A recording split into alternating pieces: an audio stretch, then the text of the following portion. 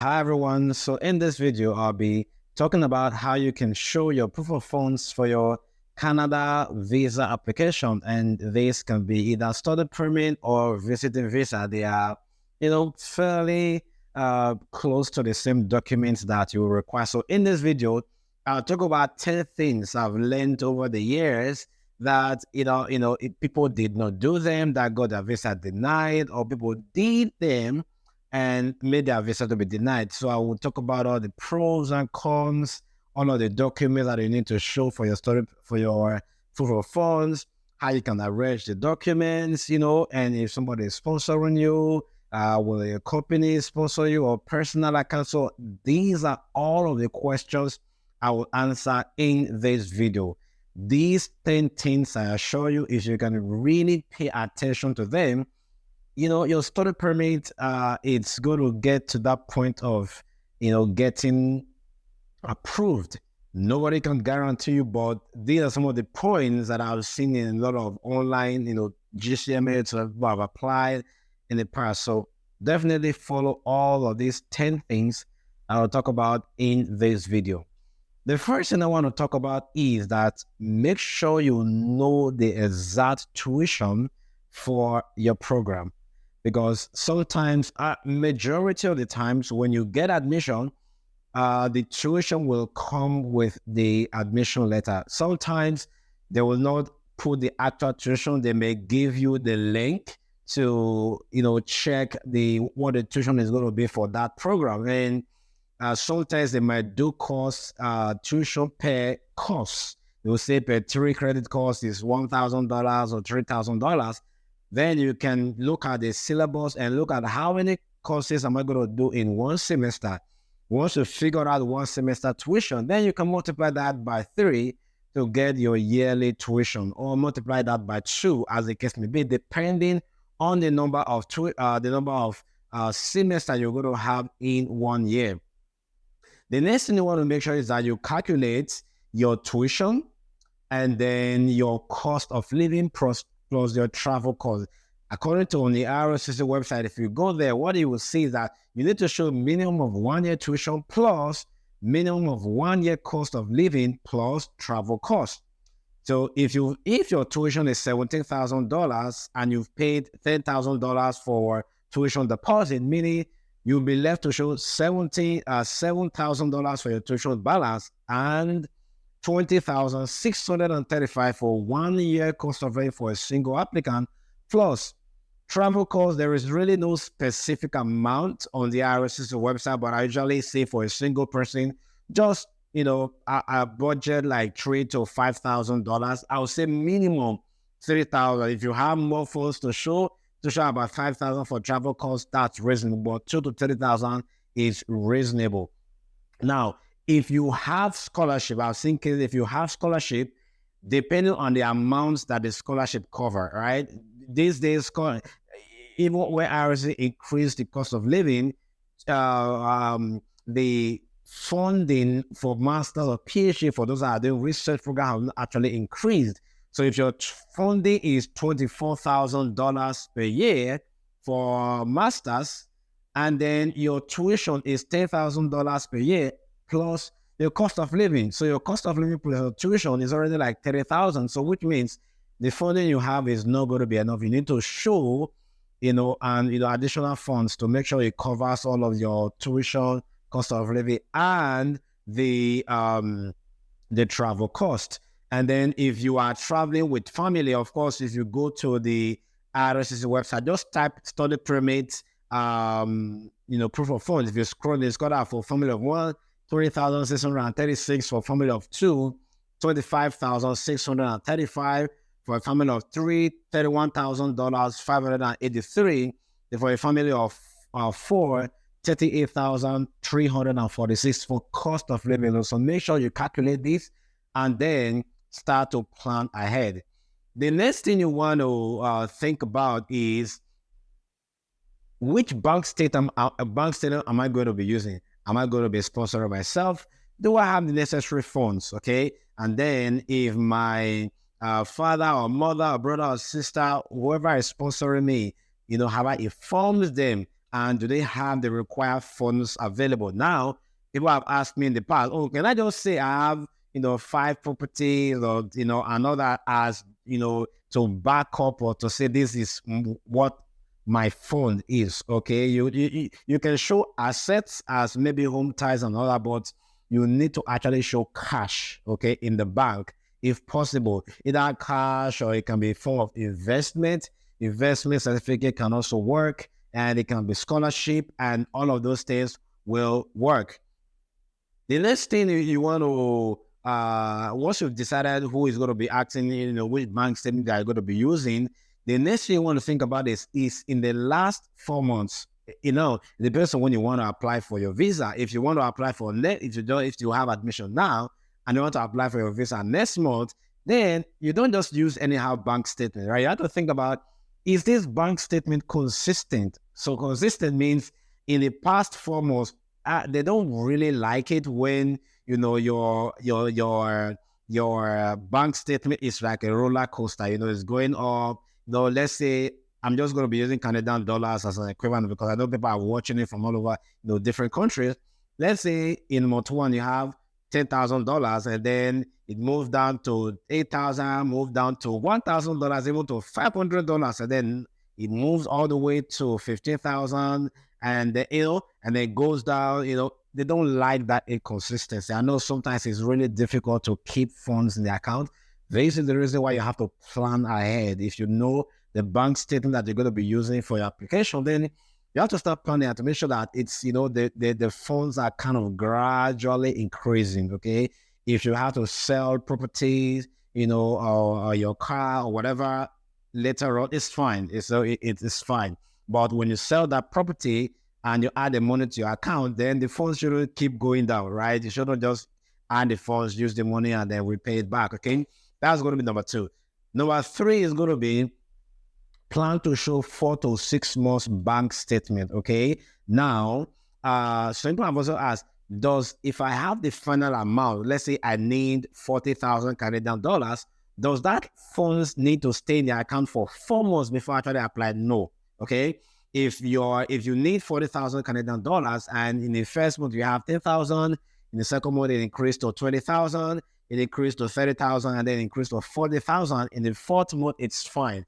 Even though the final amount stay in the account for 2-3 weeks is reasonable, but I would say not just 1 or 2 days, okay? Just maybe a week or 2, and then maybe you can do one or other, transactions just to keep your account running, okay?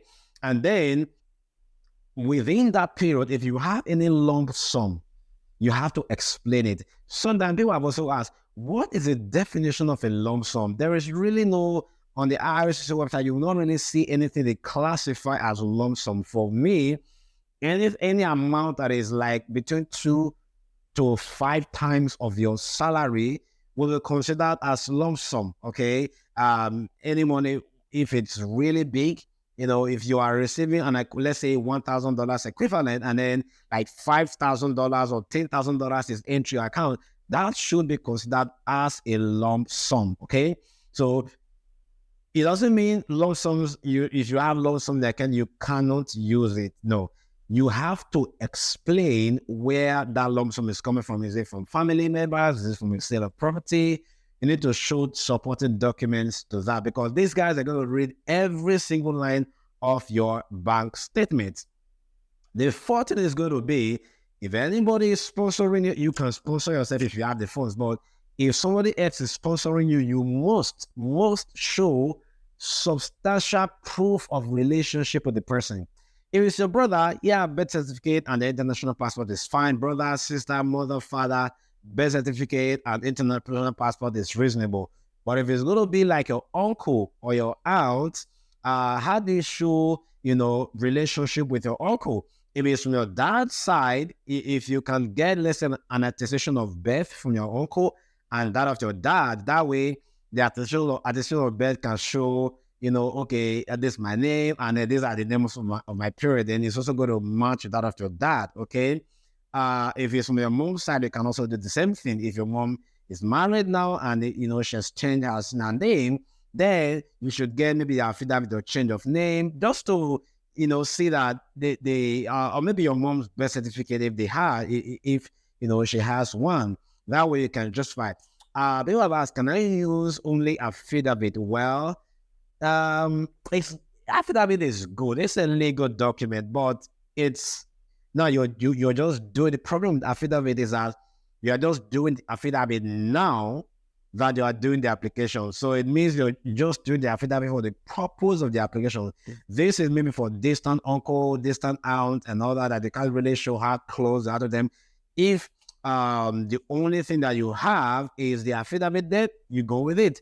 But if you can show commercial birth certificates, another thing, that'll be good. And then if your uncle has sponsored you in the past, let's say maybe he or she, you've paid your tuition or supported you in the past academically, they've paid you, and you have the receipt to show for that, please do. Because I've seen cases where the visa officer will say, oh, there is no substantial proof that this person has been supporting you for a long time, okay?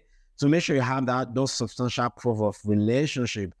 And then another thing is, if a family member is supporting you, they should write a letter of support.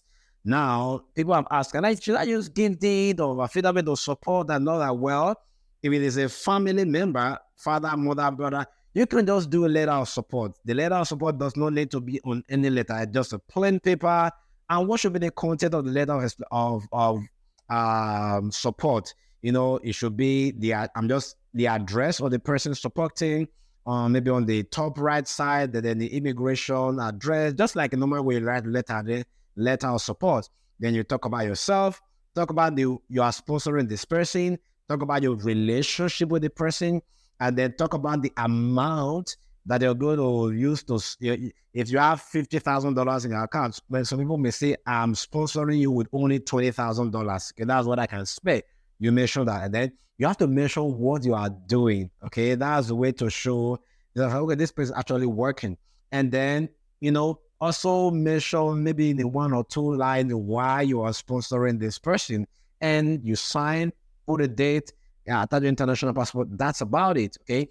Now, if a company is sponsoring you, that's when just a letter of support, the written on plain paper, is not going to be sufficient. Now, you need to be on the company letterhead, and the company need to state they are sponsoring this person. This is the person's role in the company. This is why they are sponsoring this person.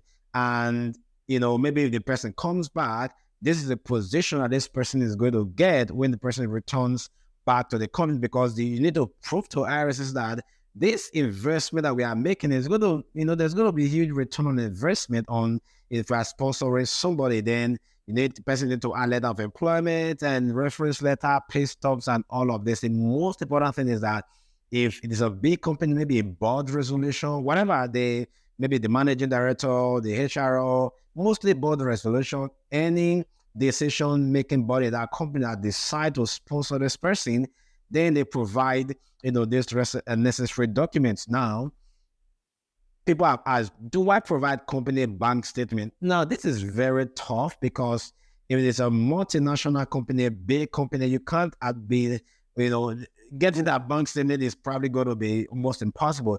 If it is a small company, I would personally say it would be better, to be honest, to send the funds to your account.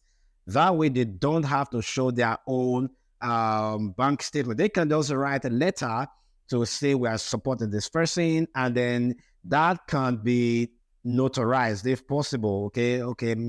More like this, there has to be a legal agreement. It can be in form of an affidavit, an oath that the company is swearing that they are actually going to sponsor it. So these are the intricacies of company sponsorship. Okay. If it is your own company, I'll talk about that in the later part of the video.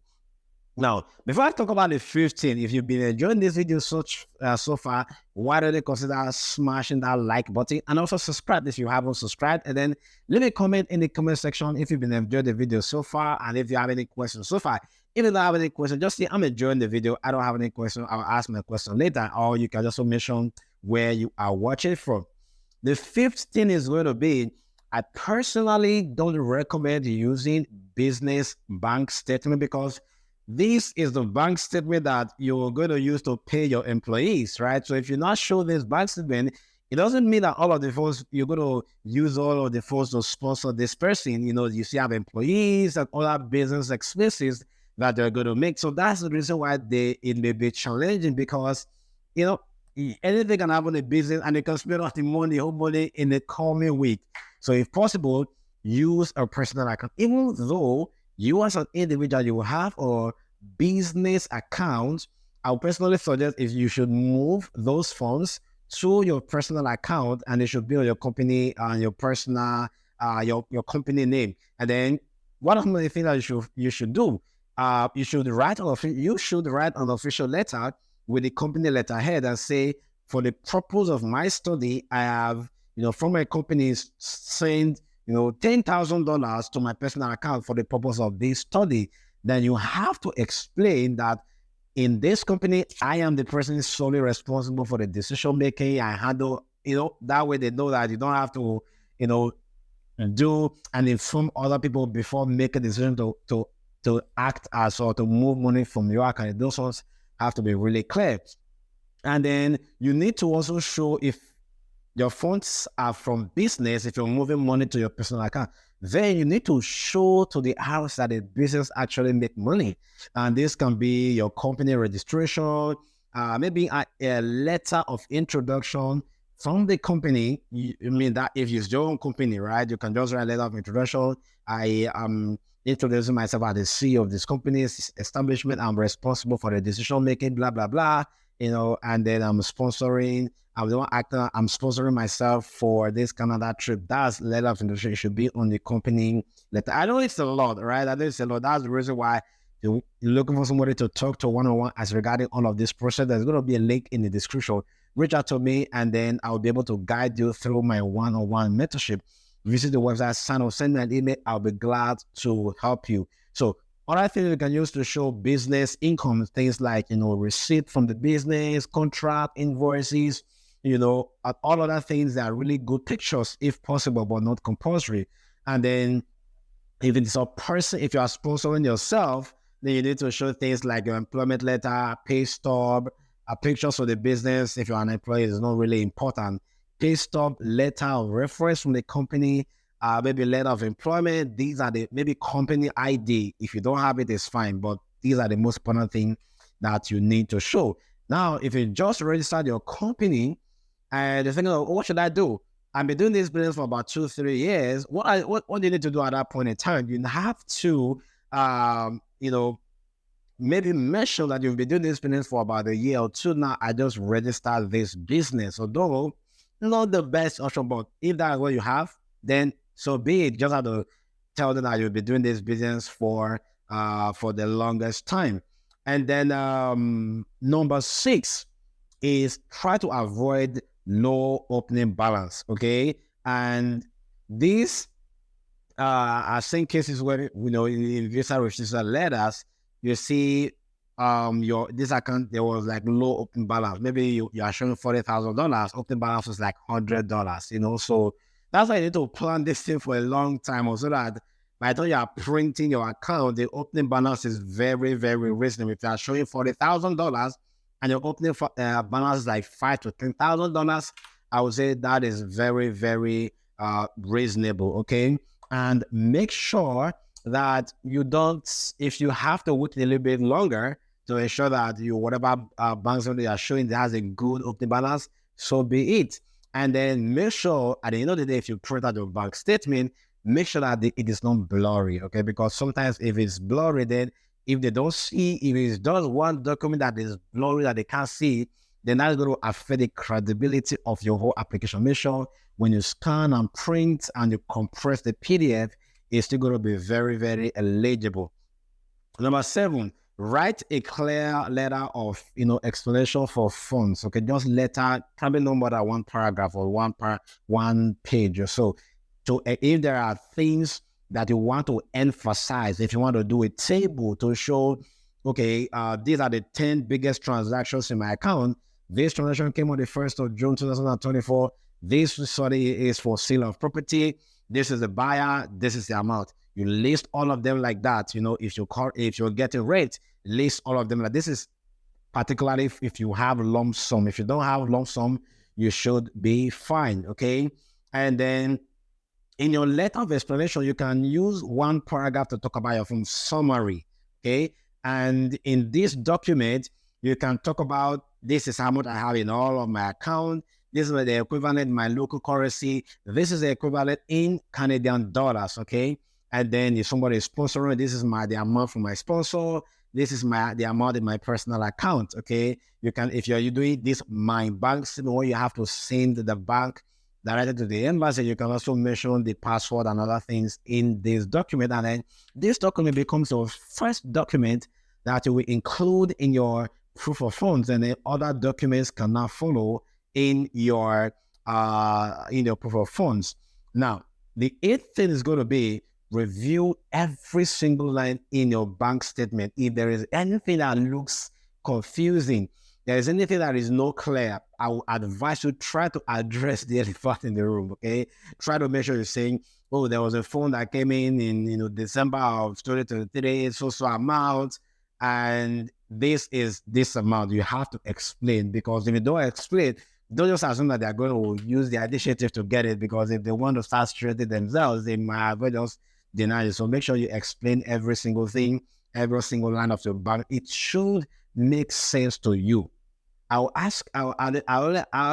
always ask myself, if I am the visa officer, will this make sense to me? Okay, if I review all of these documents, does it really, really make sense to me? Then if it makes sense to you, then you can proceed and say, okay, let me use this, okay? The ninth thing is going to be, make sure you organize your documents correctly and appropriately. I'll probably go to do a separate video on this.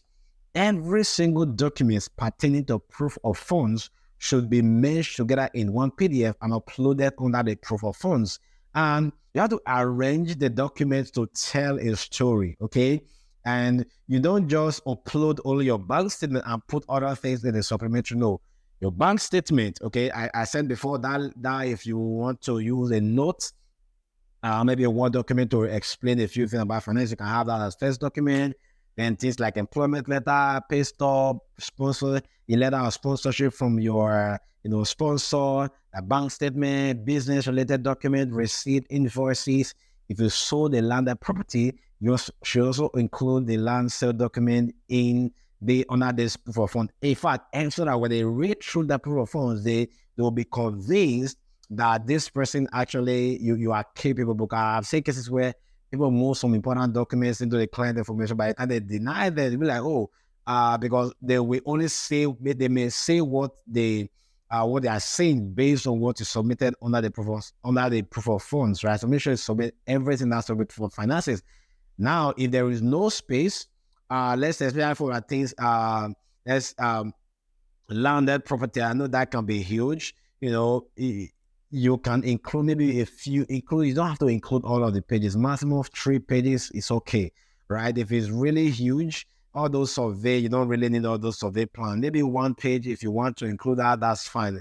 If you're doing valuation of a document, of a landed property to show I have an additional funds to support myself in the future, you don't have to include all the 20 pages. Just select like maybe maximum of 5 and include that.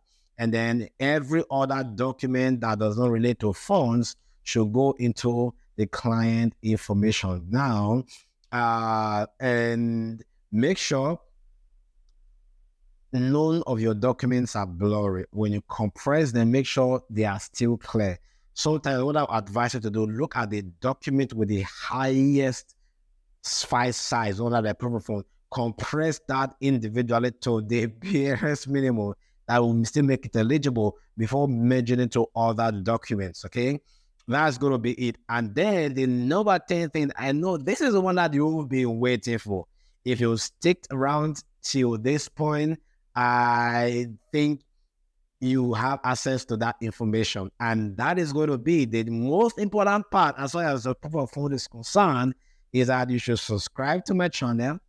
You should put a like in the comment section and share this video to other people. If you share the video to other people, then you should add it to your visa application. I'm just kidding. You don't have to add that to your visa application. But that's going to be the end for this video. But if you haven't subscribed, You also subscribe, hit that like button, and then click on the notification bell so whatever new videos are released, you will be the first person to get notified. I have done several videos on proof of funds.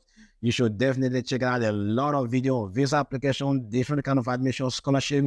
Check out my other video, and then just let me know where are you watching from. Okay, put it in the comment section, and then let me know which stage are you in your visa application. If you've already gotten this admission and not trying to put together a profile, put it in the comment section. If there is any part of my presentation that really resonates with you, put it in the comment section. By all means, make sure you don't leave this video without commenting one thing. Even though you just where you're watching from, I'm okay with it. And if you have any question, put a question in the comment section. I will try to address the question. That's going to be it for this video. Thank you so much for watching. I'll see you in the next video. Cheers.